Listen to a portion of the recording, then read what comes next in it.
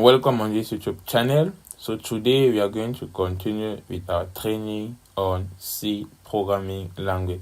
So this is tutorial number 9. Good. So we are under operators in C. So the next operator that we are going to study is increment or decrement, meaning what? Plus, plus, minus, minus. Good. Now for you to study this, remember these two forms. This is what we call prefix and postfix. Good. So let me just draw something here. So this what we call prefix and this what we call postfix. So prefix and postfix is inside my note on data structure. For example, if I'm having a variable called, let me just say n. If I write n plus plus, this is post-incrementation. Let me just write it here, postfix.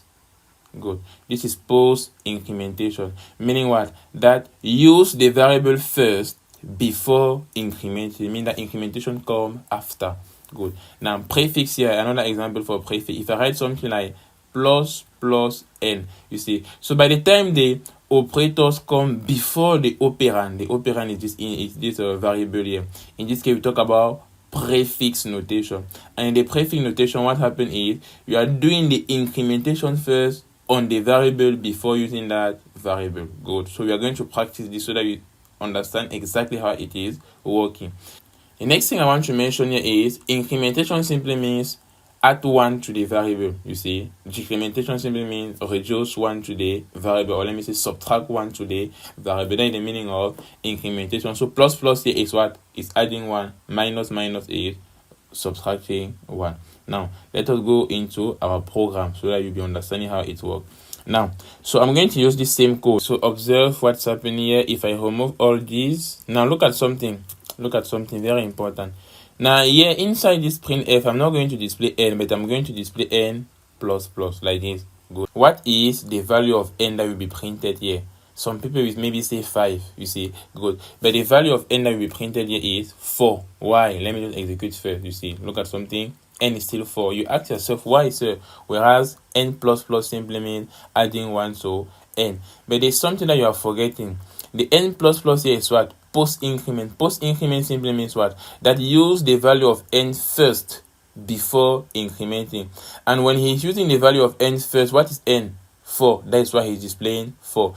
And it's after using that value of n that he has incremented n to 5. But just that we have not displayed n the second time. Look at something. If I go to the next line and I display n again, display n, Control S. Good. Let me just put a slash n here so that you can see it well. Good. Now if you execute again, you'll see the first time n is what? 4, but the second time n is 5. Simply because the first time he is using n first and he's incrementing after.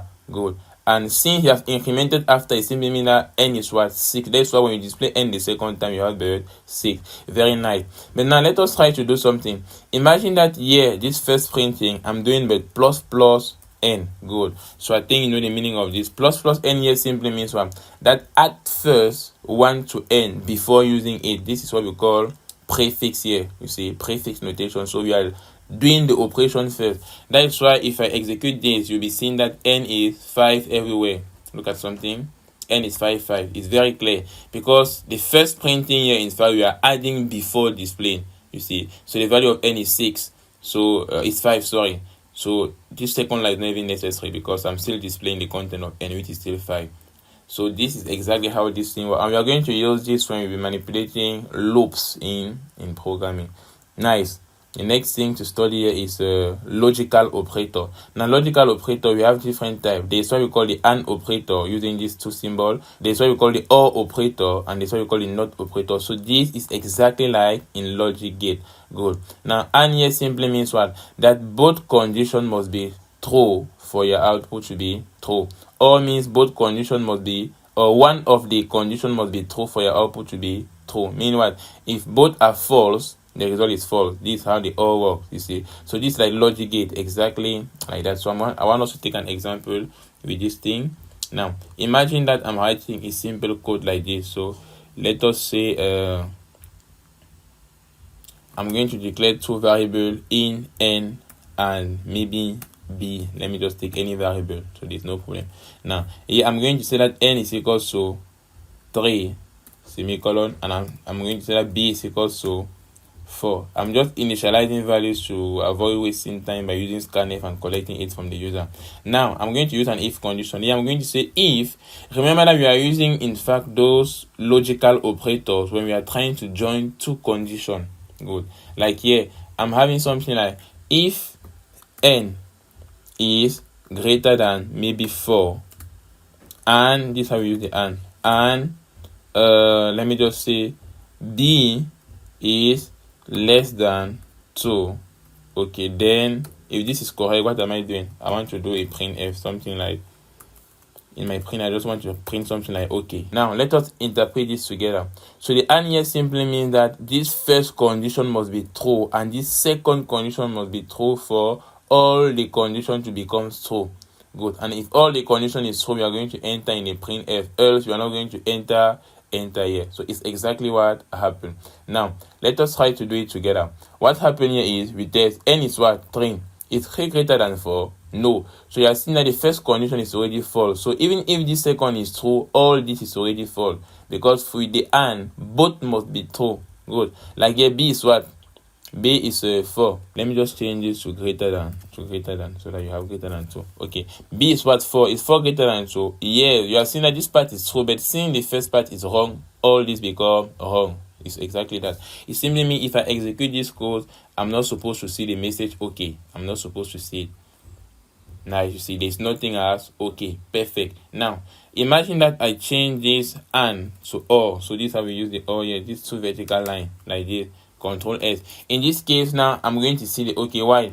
Because the or is saying that if one of the two conditions are correct, everything is correct. You see, good. So and if I test this, the first one is 3 greater than 4. The first one is false, but the second one is true. It's 4 greater than 2. Yeah, so it's going to make all these conditions to be true. So if I execute this, I'm going to see the okay. Are you seeing that? Perfect. But with the or now is if both are false, in this case that you see nothing. If both are false, now the condition become false.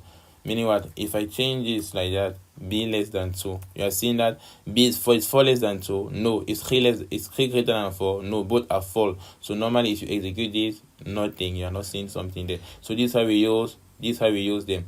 Now the next one is the not. Good. So remember that inside this note there's this not here. How we using the not? The not is very easy. So if I move back to my code, I can have something like if not b equals to n equals to because I'm doing comparison. Now look at what I'm trying to do here.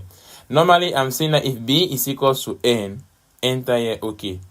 Now but when I add not here, it simply means that I'm comparing what if b is not equals to n, then enter. Are you there? Now what's b here? 4. What's n? 3. Is 4 not equals to 3? Yes, 4 is not equals to 3. So this okay should appear. If you execute, you'll see okay. Perfect. Are you seeing that?